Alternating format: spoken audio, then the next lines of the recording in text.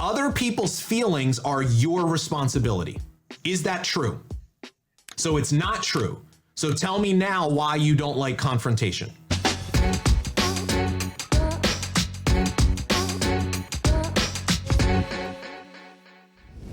So you created success in your business, but then you hit a wall because you started to bump up against the upper limits of your belief in yourself and as a leader in your business.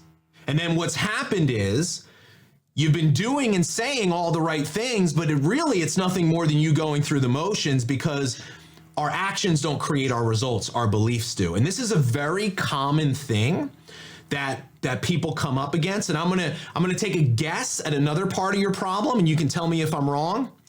You probably struggle a lot when it comes to the tough love side of leadership with your team, don't you?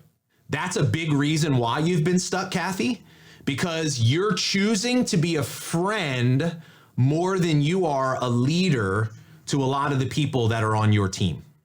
There are certain things that leadership requires of you that you're not leaning into and embracing enough. Things like systems and boundaries and expectations and accountability and confrontation and telling people no. You avoid things like confrontation because you are living and leading from a red light core story of fear. And here's the problem with that is now listen closely, this is important. You need other people to like you and accept you to feel better about yourself. So you literally attach your sense of self-worth to other people's opinions of you. And the problem is most of us will go through circumstances in our life where we give our power away because we choose a red light story that in some way makes it about us, where we weren't good enough, we were not deserving of love, we were less than. So what, Kathy, what's happening here is you're leading with fear. And in doing that, and I'm going to try to give you a different perspective, this is a whole new level of accountability.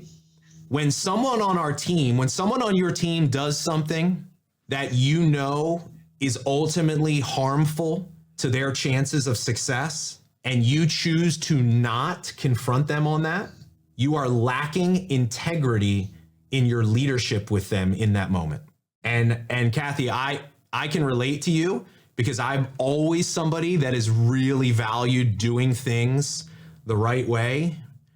And when it was pointed out to me that way, and I started to really understand that I have a responsibility as a leader to be able to take these opportunities. What you're looking at as confrontation is something that you want to avoid.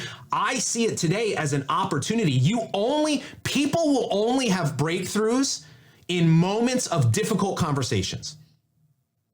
When you can call them out through their specific experience and help them see what they're doing is not heading them in the right direction. But you have to look at, Kathy, confrontation is not about making someone wrong. Confrontation is not about, like making them feel bad. Confrontation is love. It's not always affirming or being a friend or making people feel good. Sometimes we have to be that person in someone else's life that can call them out on their stuff. And this is, look, if we're lucky to have even one person in our life that we know will always be there to do that for us, that person is without a doubt one of the most important people in our lives. And you have an opportunity, Kathy, to be that person to the people that come into your team. And that's the shift that you need to make when you start. So once again, we change our core story.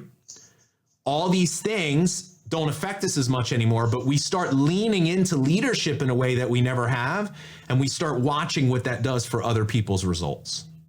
Your inability to advance in your business over the last year and change has nothing to do with you not being capable. You haven't given yourself a chance because you haven't had the belief that you need in yourself, and that is about to change.